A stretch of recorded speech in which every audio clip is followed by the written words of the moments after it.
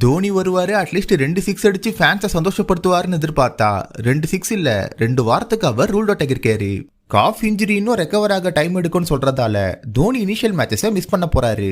ஒரு வகையில இது உண்மையான இன்ஜுரியா கூட இருக்கலாம். பட் இதை விட பெரிய இன்ஜுரிலாம் வச்சு அவர் பல மேட்சஸ்ல பிளே பண்ணிருக்காரு.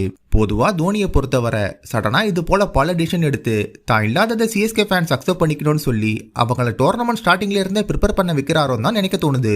ஸோ தோனி விக்கெட் கீப்பிங் பண்ணாம சஞ்சு சாம்சன் பண்ண போறத ஃபேன்ஸ் எல்லாம் பார்க்க ரெடியா இருங்க. அதே போல தோனி கிட்ட இருந்து இந்த வருஷம் ரிட்டையர்மெண்ட் வரும்னு நம்ம எதிர்பார்க்கலாம்.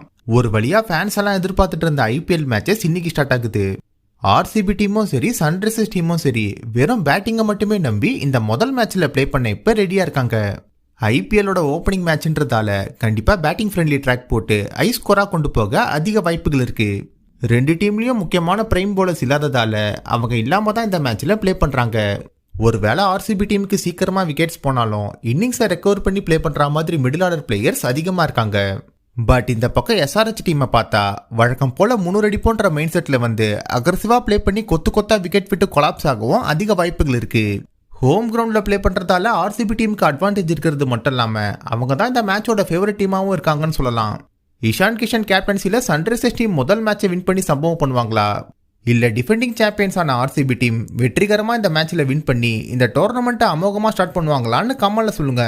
கடந்த 4 வருஷமா நான் ஐபிஎல்ல நான் நிறைய ரன்ஸ் அடிச்சிருக்கேன். ஸோ நான் யாருக்காகவும் என்ன நான் ப்ரூவ் பண்ணி காட்டணும்னு அவசியம் இல்லைன்னு சுமன் கில் இப்ப கருத்து சொல்லியிருக்காரு. உங்களோட பாயிண்ட் ஆஃப் வியூ படி யார் orange cap and purple cap வாங்கி எந்த டீம் இந்த வருஷம் ஐபிஎல் வின் பண்ண வாய்ப்பு இருக்குன்னு கமெண்ட்ல சொல்லுங்க. ஐபிஎல் டீமுக்கு கேப்டன்சி பண்ற பிளேயர்ஸ் எல்லாம் இந்தியன் T20 ஸ்குவாட்ல இடம் இல்லாம ஸ்ட்ரகிள் பண்றாங்க.